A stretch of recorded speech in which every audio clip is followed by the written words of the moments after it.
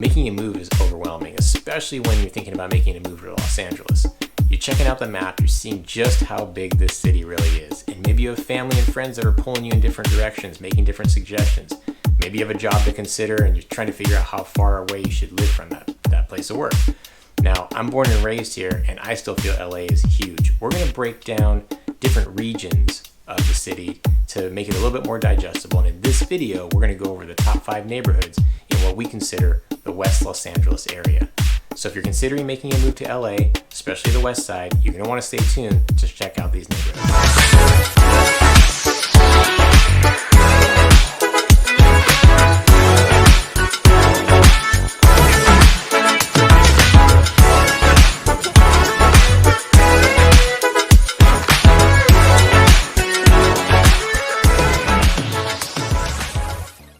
What's going on, everyone? This is Dave Fine of the Real Estate Dads right here in Los Angeles. Welcome to the channel, or welcome back to the channel. This is the place to be to learn everything there is to know about Los Angeles. We do tons of videos about what it's like to live, work, play, and just the overall lifestyle of LA. So make sure you hit the subscribe button and tap the bell to get notified every single time we drop a new video. And honestly, we're getting tons of phone calls, emails, texts, DMs from people thinking about making the move right here to Los Angeles. So if you are thinking about making a move or relocating, hit us up, shoot us a text, send us an email, make that phone call, and we've got your back when moving to LA.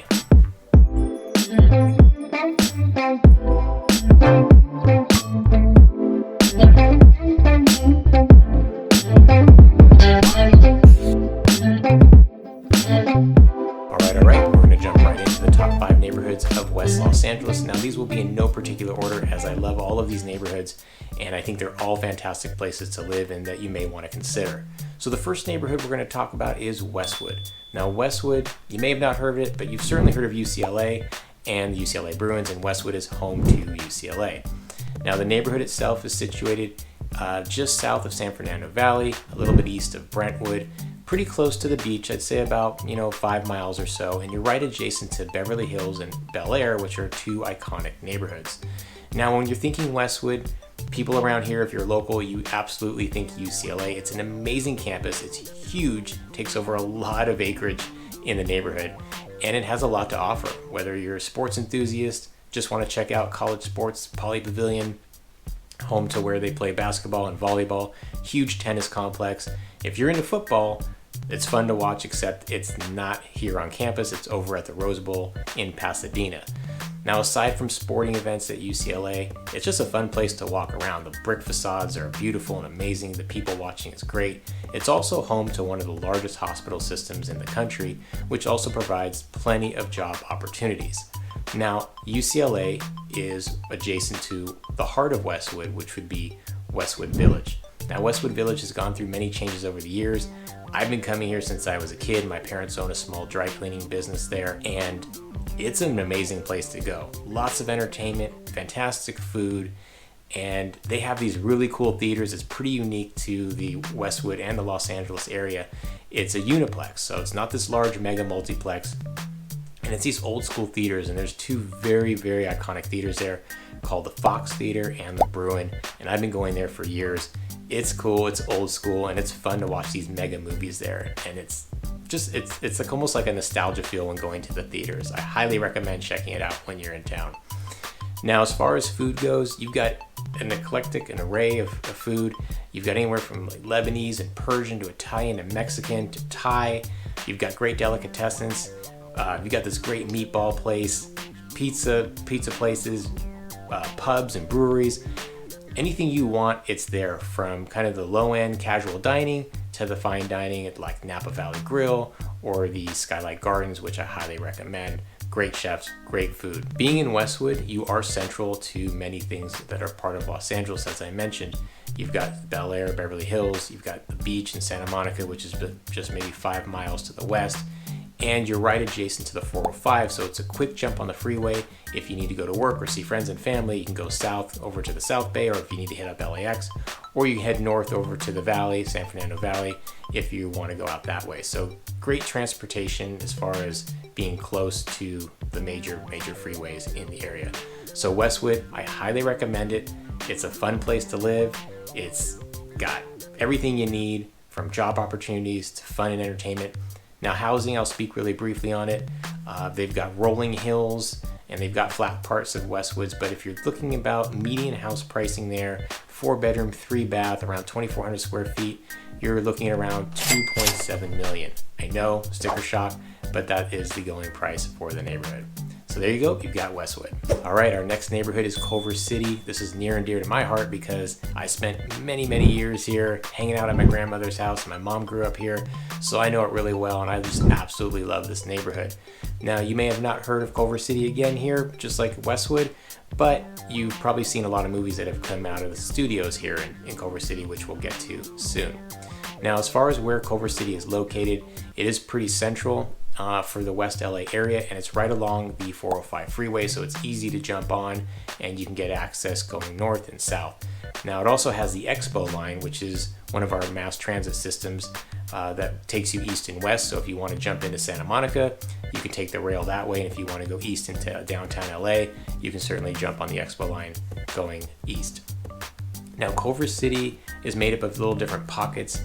They're all very special in their own way. We'll start off with downtown because that is like the main area of Culver City. Now, I should say Culver City is its own city within the Los Angeles County area. So it does have its own separate services, its own school systems, which come highly rated. And it's not part of the LA system itself, but it's a city within a city. Now, downtown itself, I'd say 10 years ago, probably not a place you'd want to go. And it has grown so much. It's been amazing to see the changes over there. They've got amazing restaurants, plenty of food of all different types, and the shopping is fun. They've got anything from big box all the way down to your small boutique shops, which makes it a little fun to walk around. And most of the restaurants and eateries have all these great outdoor dining experiences. They have a fantastic farmers market on Tuesdays, which I highly recommend checking out. It's one of the best in the area. Now, sticking with downtown, you've got the old Culver Hotel, which is really cool. They got this little nice bar scene downtown. Kind of has almost like this 1920s vibe to it, which is really neat. Now, sticking close to downtown, you also have the Arts District, which is just east of the downtown area. Now, the Arts District is fun too because it's the older part of Culver City, and you've got well over 40 different art studios, and they have an art walk once a year that these studios open up, and you can go check out the different artists and different crafts that they have there.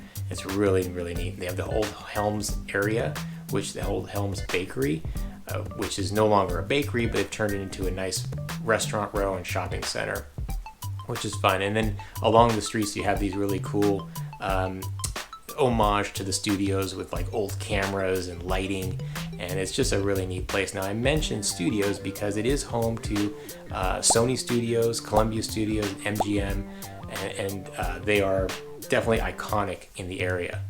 Now, also, Culver City is growing exponentially. They continue to build there. There's big tech coming in. Apple, Amazon have opened up facilities there, and they're now starting to build vertical as far as housing goes. Now, Culver City is more than just downtown and the Arts District. It does sprawl out, and it's really cool because you have these like almost little suburban areas with this great park system. You have Carlson Park and Veterans Park, which are right smack dab in the neighborhoods. Now, as far as housing goes, it's less expensive than the previous neighborhood in Westwood. Your medium, 3-bedroom, 2-bath house is around 1.7 million, so it's actually $1 million less. Again, I know, super expensive, but as far as West LA goes, it's actually pretty good pricing. So there you have it, Culver City, our next neighborhood for the West Los Angeles area. This takes us to our third neighborhood in the top 5 neighborhoods in the West LA area, and that is Santa Monica. Now, like Culver City, Santa Monica is its own city. It has its own systems, its own services, and its own school district, which come highly, highly rated. Now, Santa Monica has many different areas within its own neighborhood and its own city, but we're going to start off with my favorite, which is the coastline. So Santa Monica, of course, is known for its beaches, known for its pier, and we'll start with that. The pier is incredible. It's a fun destination to go to. I've been going there since a kid, and it's just grown and grown every year. Now, it has roller coasters, it's got carnival games, Ferris wheel, and food and entertainment. And one of the best restaurants that I think in Los Angeles and in Santa Monica is the Lobster, which has some of the most fantastic seafood. I highly recommend the king crab legs, and their bar scene is top notch there as well. Now, aside from the pier, I will say, going back to the pier actually, that it is very welcoming during the day. It can get a little crowded, and at night it's just this fun lit up destination that you can kind of see from miles and miles along the coastline. Now, aside from the pier, you do have the expansive beaches there with amazing volleyball courts. They've got great tournaments there. And of course, the water itself. I grew up there, going there every summer. I was there probably 5 days a week with my friends, just enjoying the beach life. And now that I have a family, I'm taking my kids there and having them enjoy the beach life too. The waves there are amazing. I think it's some really cool surfing. People would argue there are better spots, but because it's so expansive and there's just so much space in that area, that I feel like you just have a little bit of room to breathe when going in the water there. Now, along the coast and the beach, you've got 3rd Street Promenade, which is 3 streets in from the coastline, and that has a really cool destination for shopping and food and entertainment.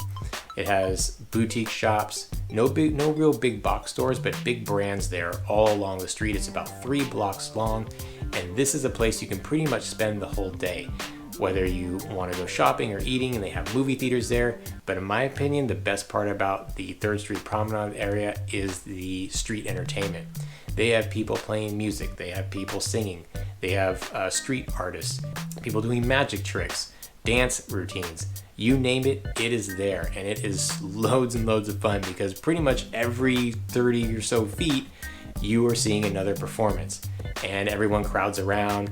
It's a big spectacle, and it's just really cool when the crowd gets involved, and you can make a whole day of it. And that's what my family and I do. That's what I did when I was younger. It's what I do now. And so 3rd Street Promenade is a really cool place to go and visit and kind of hang out. It's a real destination. Another focal point for Santa Monica is Montana Avenue. Now, like 3rd Street Promenade, you do have boutique shops, but this is a little bit more high end. So if you're looking for that high end feel of Santa Monica, Montana is where you want to be. Fun food, great restaurants. The chefs there are amazing in almost all of the restaurants, and the shops there are just a little bit more, I don't know, bougie, I guess, if you want to say it. But it's a cool spot to go, even if you just want to people watch. A lot of great outdoor seating and outdoor dining there as well. Now, I'll go back to the coastline a little bit more, because you do have Pacific Coast Highway, which in itself is fun to do as well. Just taking a drive there, because you've got the whole coastline on one side, and especially when you're on that sunrise or sunset time, it is a beautiful, beautiful drive, and it can take you all the way through Malibu and take you down south into the South Bay area. So I highly recommend Santa Monica as a really fun place to be. Now, if you're talking about living, Santa Monica does have its challenges. Large unhoused population there, and it's this weird juxtaposition of you've got this ultra wealthy, and you have a lot of homeless people walking around the neighborhood. So that itself is a little challenging to see and kind of live through, because it's such a vast wealth difference, and it's just kind of hard to be around. And the cities were working on it, and it is a big problem here, and it does continue to grow, unfortunately. So just be prepared for that. Now, as far as the housing market goes here, Santa Monica is one of the most expensive places to live in the LA area, where you're talking about the median home price of a little over $4 million for a 4-bedroom house. So that is one of the more expensive neighborhoods that you're going to find. You do get the best of LA as far as weather goes for that price. Great sunshine, great weather. It doesn't really get much past 80 degrees there. And so Santa Monica, check it out, highly recommend. Now, the 4th neighborhood on the top 5 neighborhoods of West LA is going to be, actually it's 2. It's the Beverlywood Cheviot Hills area. Now, this spot's cool and unique in itself, because there aren't many hills in the Los Angeles area, but this neighborhood is packed with them. And it's interesting because I'd say the walkability, unlike some of the other neighborhoods, probably not there as far as getting to your restaurants and your shopping and just your entertainment in general. But the neighborhood itself is just extremely inviting. Rolling hills, great old growth trees. You see people constantly outside with their dogs. They're walking their dogs. There's actually a dog path along one of the biggest parks in the area, which is Rancho Park. The park is adjacent to a really cool golf course. It has its own tennis club there. an archery area, and other park facilities like your softball, your baseball fields, and your basketball courts. Just a great park, and it's right smack dab, right in the middle of the neighborhood. Just again, very inviting as far as families go. As far as entertainment goes for this area, you're right adjacent to the Century City, the Westfield Mall, which is this really revamped outdoor mall, great boutique shops, huge movie theater, fun food, just an overall fun place to kind of just spend the day and walk around and hang out. Now, you're also close to Pico Boulevard, which is home to a lot of delicatessens and great restaurants, kind of this old school, old LA vibe. Highly recommend checking that out as well.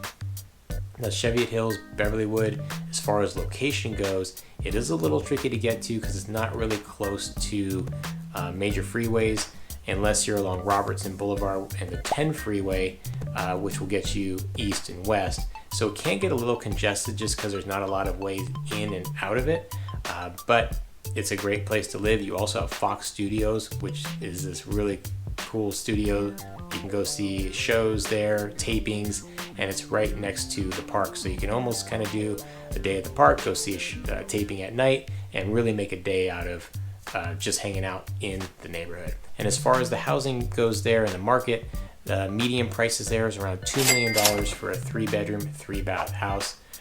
This is a neighborhood where, again, maybe not a whole lot of entertainment within its own community and even in the surrounding areas, but just the neighborhood itself is something you've got to check out driving through Motor Avenue. And it's just these beautiful homes, beautiful hills, and just a place, it's its own little oasis, kind of its own little getaway from the greater Los Angeles area. All right, this takes us to the 5th and final top 5 neighborhood in West Los Angeles, and that is Playa Vista, aka Silicon Beach. It is the tech hub for Southern California.